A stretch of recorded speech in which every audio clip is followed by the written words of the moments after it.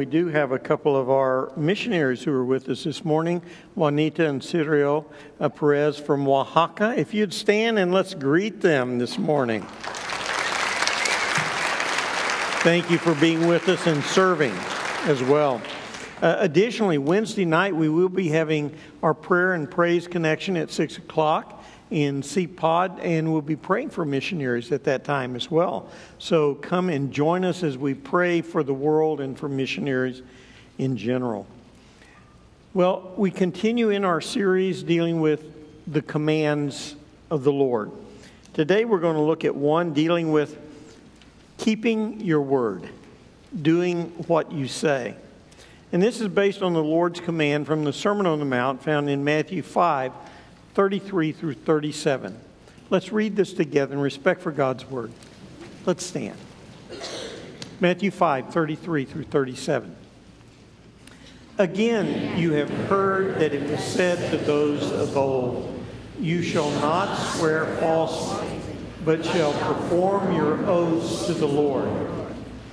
But I say to you, do not swear at all, neither by heaven, for it is God's throne, nor by the earth, for it is his footstool, nor by Jerusalem, for it is the city of the great King. Nor shall you swear by your head, because you cannot make one hair white or black. But let your yes be yes, and your no, no. For whatever is more than these is from the evil one. The Lord add his blessing to the reading of his word. You probably are very familiar with the story of Eliot Ness. 1929, Ness was a low-ranking government agent who was appointed to clean up Chicago, and especially Al Capone. Al Capone at that time had a $130 million enterprise going on. Eliot Ness was making $2,800 a year. One day, he and his 9 men were approached by this gentleman who gave an envelope to Ness and said, in here are 2 $1,000 bills.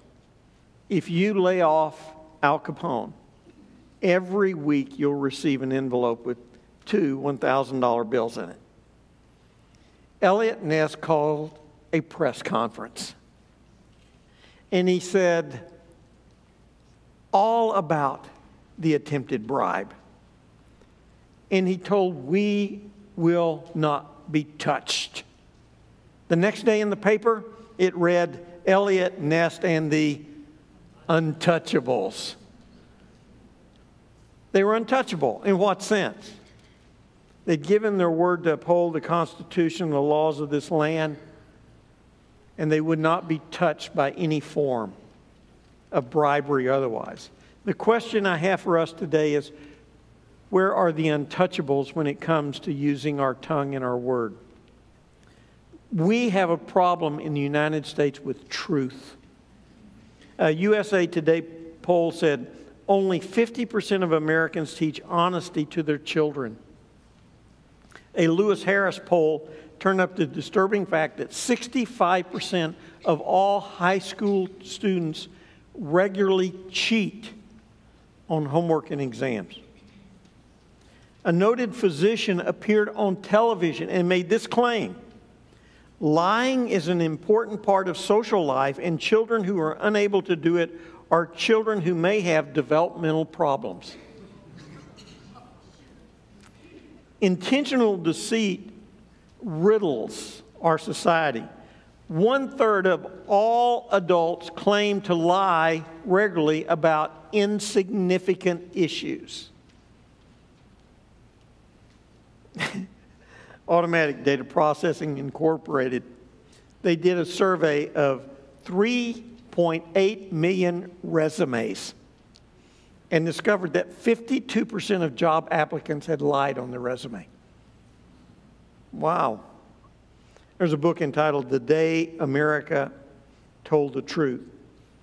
It says 91% of people routinely lie. 81% of children lie to their parents regularly. 75% to friends, 74% to siblings, and 70% to spouses. A national survey by Rutgers Management Educational Center of 4,500 high school students found that 75% of them were involved in regular cheating. Probably the most disturbing fact is 50% of those surveyed didn't see anything wrong with it. Not at all. It's interesting to note that honesty is extolled in virtually every religion. You look at Taoism, and it says, do not assert with your mouth what your heart denies. Buddhism says, lying is the origin of all evils. It leads to rebirth in the miserable planes of existence, to breach the pure precepts, and to corruption of the body. Hinduism says, all things are determined by speech. Speech is the root, and from speech they proceed. Therefore, he who is dishonest with respect to speech is dishonest in everything. Even Islam says there are three characteristics of a hypocrite. When he speaks, he lies. When he makes a promise, he acts treacherously. And when he is trusted, he betrays. Even Confucianism. I do not see what use a man be put to whose word cannot be trusted. When we look at what Jesus is saying today, it can be summarized in the modern vernacular in a number of different ways. It could say, be people of our word. Be honest. Have integrity. Keep your word. Say what you mean and mean what you say. Speak the truth. Our word is our bond. All of those are what Jesus is trying to communicate. James, his half-brother, in his epistle in 5:12 says, but above all, my brethren, do not swear either by heaven or earth or any other oath. But your yes is to be yes and your no, no, so that you may not fall under judgment. The Apostle Paul in 1 Timothy 4:12, let no one look down on your youthfulness, but rather in speech, conduct, love, purity. Show yourself to be an example in those things. We need to be people of integrity when it comes to our word. Ted Engstrom, a noted administrative expert in the Christian realm, says integrity is doing what you said you would do. How often do we do that? If you promised to give God the glory or do something for Him and you don't do it, what does that make you? If you promised a friend to do something and you don't do it, what does that make you? If you promised your child something and you don't do it, what does that make you? A promise is a holy thing. Whether you make it to the President of the United States or a school teacher or a parent, whoever you make it to, your responsibility is to do it. That's what honesty is all about. Let's look at this issue of honesty today and see what God expects of us. You look at the context in which the Sermon on the Mount occurs, and especially this issue of honesty. The religious leaders of the day were always looking for a way out. You know, the exclusion clause. And they found it in making oaths. For instance, you can make a vow to heaven and to earth and to Jerusalem. But that didn't count. That was King's X, fingers behind the back. Doesn't mean anything. So if you made a vow towards Jerusalem, now that one counted.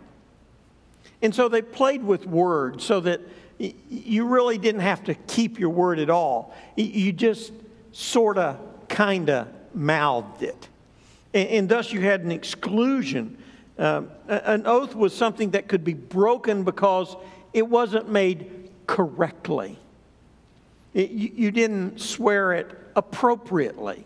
And therefore, since I didn't swear towards Jerusalem, it didn't count. It was just something that was said. It was an excuse to lie. And what we have to understand is that God expects truthfulness. You know why? He's a God of truth. God does not lie. He cannot lie. It violates who He is. And He expects us to be the same thing. It's interesting, the Pharisees, the Sadducees, they say if you invoke the name of God, then you have to do it because God is true. But if you don't invoke the name of God, again, King's X, fingers crossed, that sort of thing. Lying. Lying is something that is not good. You look at the consequences of lies and what happens when we lie. One of the things that it does is lying identifies ourselves, aligns ourselves with Satan. In John 8:44 in the New American Standard, it says, "You are of your father the devil, and you want to do the desires of your father. He is a murderer from the beginning, and does not stand in the truth because there is no truth in him. Whenever he speaks a lie, he speaks from his own nature, for he is a liar and the father of lies." Who originated lies? Satan. He lied to Adam and Eve in the garden. He corrupted them in that sense.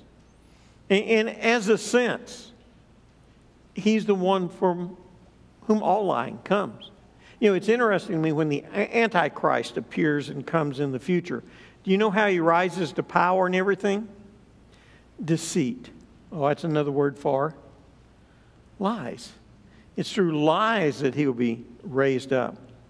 And so when we lie, we are identifying with Satan and his kingdom as opposed to God and his kingdom, because God cannot lie. Not merely that he does not lie, but he cannot, because it violates his nature. When we lie as well, it damages our relationship with God. You know, somehow in our own mind, we think that lying is a misdemeanor sin. You know, it's one that we can do and get away with. It's not. God hates lying. In Psalm 63:11, he says, "The mouths of liars will be silenced." In Proverbs 19:9, "A false witness will not go unpunished, and he who pours out lies will perish." In Revelation 21:8, it says that adulterers and all liars will be cast into outer darkness. Wow. God takes it as serious. He wants us to be people of truth. Not only to know the truth, but to speak the truth. Additionally, when we lie, it destroys relationships. It destroys trust. When we lie and don't keep our promises, it destroys the other person's ability to trust us. How many times, and we've seen this in businesses, you go in and you sit down waiting for a seat at a restaurant and they say, "We'll have your table in 5 minutes." 25 minutes later, you're still waiting. Do you have confidence in them anymore? No, you don't. When they come out and say it'll be just 5 more minutes. When you hear someone owes you money and they say the check is in the mail and it never arrives. Or when you hear we service what we sell. Oh yeah. Oh yeah. What do you learn? Here's the one that gets me the most. If elected, I promise. They ask the question, do you know how to tell when a politician is lying? His lips are moving. I mean, that's an old joke. A real old joke. Honesty is what keeps relationships growing and developing. In Ephesians 4:15, it says, speak the truth in love. We'll talk more about that later. Additionally, when we lie, we damage our own character. Now, I'm not a fan of Nietzsche by any means, but he made this statement about lying. What upsets me is not that you lied to me, but that from now on, I can no longer believe you. James Dobson put it this way, someone we would be more liable to trust and respect. He said, if you tell me the truth all of the time, I can believe you all the time. But if you tell me the truth part of the time, I can't believe you any of the time. I know a guy, president of a college, and you'd go to him and you'd ask him something, and he'd say, I'll consider that. You know, I learned that when he said, I consider that, you know what that means? It means no. He didn't consider it at all. It was just his way to get rid of you. So he wasn't being honest. He was lying the entire time. We need to be honest. We need to commit ourselves to honesty. How do we do that?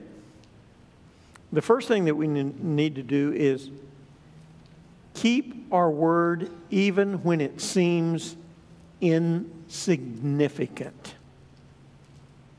Luke 16:10 says that he is faithful in that which is the least is faithful also in much. So you got to be true to your word in the little things. Now, I understand that especially me, as I get older, I forget things. Maybe it doesn't happen with you. Maybe I'm just one of those people who lose their mind through their head, you know. Just push the hair out already, so it keeps going. Sometimes I say things and I forget them, okay? That happens. But we have to be conscious of everything that we say and commit ourselves to and do it. Do it. Even if it takes extra effort or going out of our way. Every time a casual commitment is broken, an incremental amount of damage is done. Therefore, we all ought to get better at keeping our word. I think the first thing that we do in regard to getting better at our word is to admit that we have a problem. You know, that's always the first step. Admit that we all struggle with this issue. Quite honestly, I am sure that everyone in here has told at least one lie in your life, if not in the last 5 minutes. I mean, it's part of our nature, our sin nature, okay?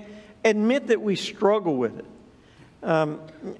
Admit that truthfulness is a struggle for us and that we struggle because we want to look good in the eyes of others, or we don't want to hurt somebody's feelings, we fabricate. We lie. People are looking for authenticity, and can they find it in us? We struggle, yes. I think a second thing that we need to do is we need to record our commitments and promises. One of the things that happens to me as pastor is I greet about 500 people every Sunday. And there are people come up to me and say, Pastor, would you do this? Or would you?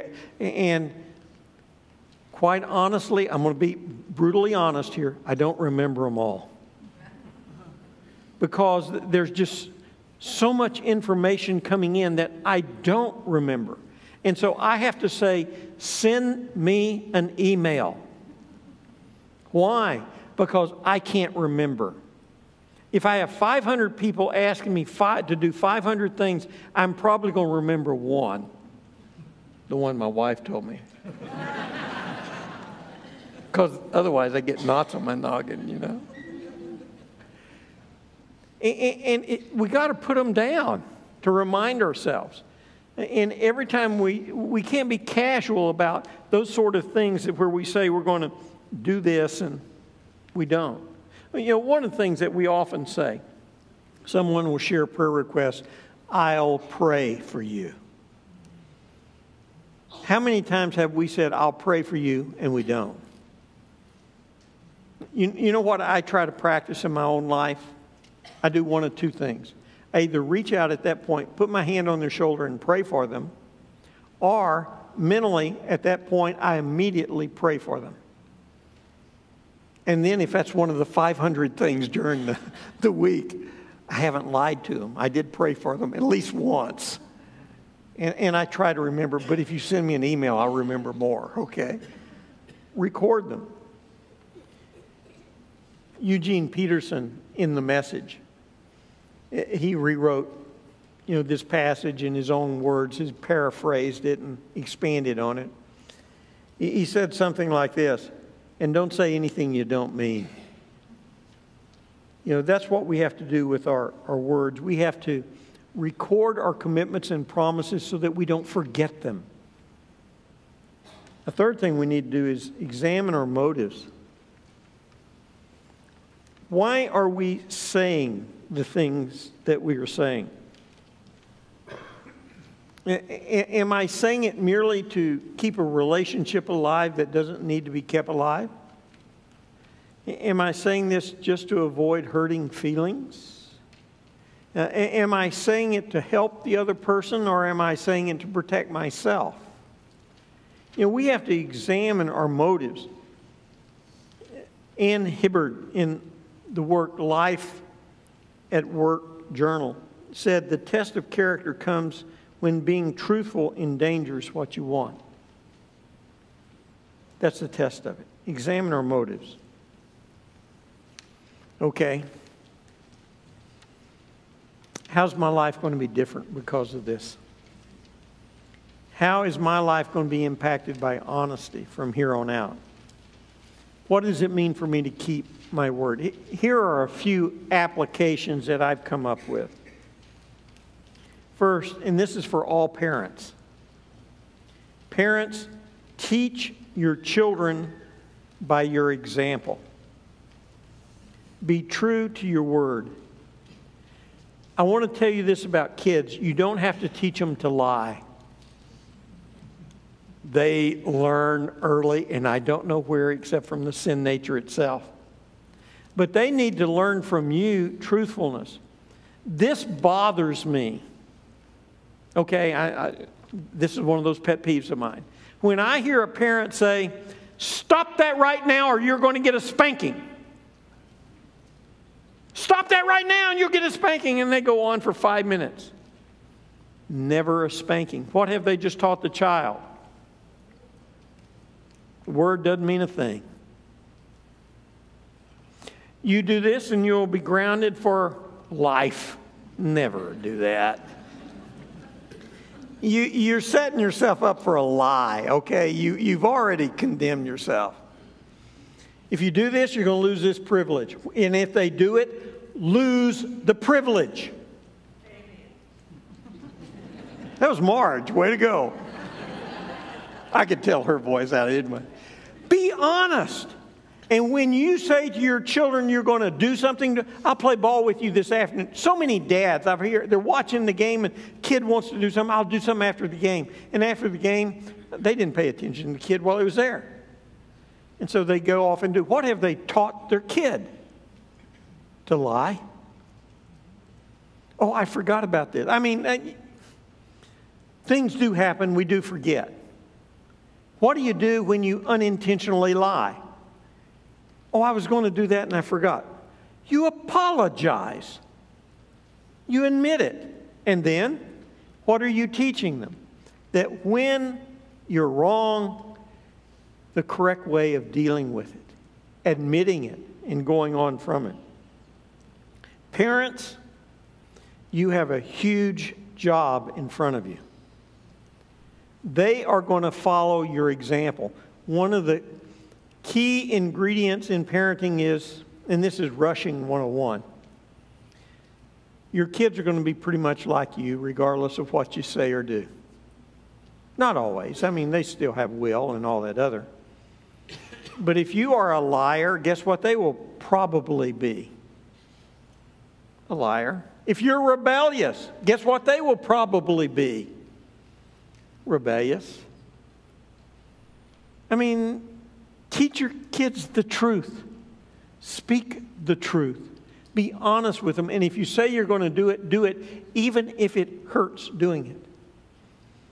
I told my granddaughter I'd get down on the floor and play with her. It hurts. Right after surgery, my two knee surgery, it did hurt to get out, but I'd get down with her because I said I would. You just sit different. Okay.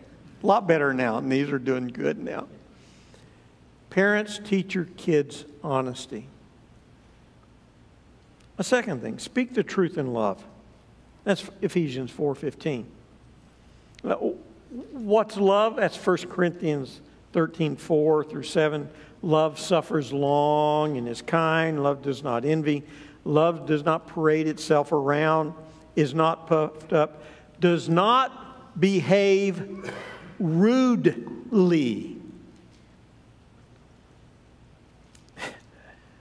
I have seen so many rude people in my life, it's ridiculous. Pastor, I need to correct you on this. And boy, they come and beat my head about there's no love. I have seen this among Christians so much. There's no love in correcting. Well, you know what the purpose when you correct someone, you exhort someone, and do I believe in correction and exhortation? Nod your heads this way. There are commands through that. But there are two ways to do it, rudely and lovingly. We can take our baseball bat and just beat the living daylights out of them. That's real edifying. That's real loving, isn't it?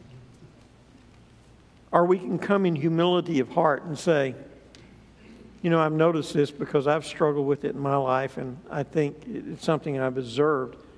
Could I share it with you? Ooh, what's the difference? An attitude of love. It's the building up. Should we speak the truth when it hurts someone else? Yes. And even if it hurts them, we should speak the truth. But in the process, we shouldn't be demeaning and beating them down. I'll give you an example. A couple brings you their newborn baby, and it is absolutely the ugliest child you have ever seen in your life. I mean, it looks like something that's been thrown together from a broken pumpkin, okay? Now, Carrie will say there are no ugly babies. I understand that, but this is just an illustration. And they show you the baby, and you look at it and go, oh, that's an ugly baby. Is that what you say? No. Do you lie and say, oh, what a beautiful baby? No! I'll give you the line to say, and next time you say it, everybody will know that you're lying. Look at that baby and say, wow, you must really love him or her. Avoid the issue totally. You don't have to tell them it's the ugliest baby you've ever seen. Sometimes wisdom is not speaking the whole truth at one time, okay? You can still be encouraging and uplifting. Or how about a person is hurting? I mean, they've blown it. They know it. So you come in and exhort them. Oh, you did this and this and this and this. Boy. You know what they need? I love you. I'm here to help you. They don't need more exhortation. You can speak the truth. And you can love them and exhort them and encourage them in the midst of it. Speak the truth, but do it what? With an attitude to build them up and encourage them rather than to tear them down. And finally, become people of our word. Am I, known as a person of our word? Can we say we will do this and they know for a fact we will? Or do they have to keep checking up on us? By the way, I ask people to check up on me just so that it helps me keep my word. It reminds me. Pastor, you said you're going to do this. Oh, thank you for reminding me. I will. If I said I'll do it, I'll do it. What we have to be is a people who are just like God.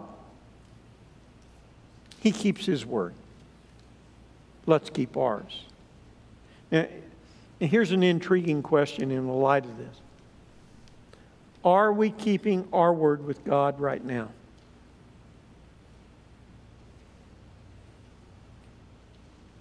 Are we people of our word? Are we willing to do what we told God we would do? God, I'll follow you anywhere. Okay, go to Africa. Well, Lord, That was just in jest. I'll follow you anywhere as long as I get to choose the place. Are we people of our word with God? Are we people of our word with the church? As a member of this church, we actually sign a covenant and say we're going to support the church in prayer. We're going to support the church with finances. You know how many of our members don't give at all? I forget the exact statistics. It's about 50% of our members don't even support any. Now, and I don't know who that is. I don't know that sort of thing. But about 50% of the people sitting here have signed a commitment and don't support. What does that mean? What does that mean? To be people of our word and committed to this. When we commit to serve the Lord at this church, we're saying we're willing to serve and do what God wants. Do we? Are we people of our word? With God, with the church? Let your yes be yes, your no, no. And above all else, be true to your word. Mean what you say what you mean, and do it. That's what God expects of us all. Would you join me in prayer?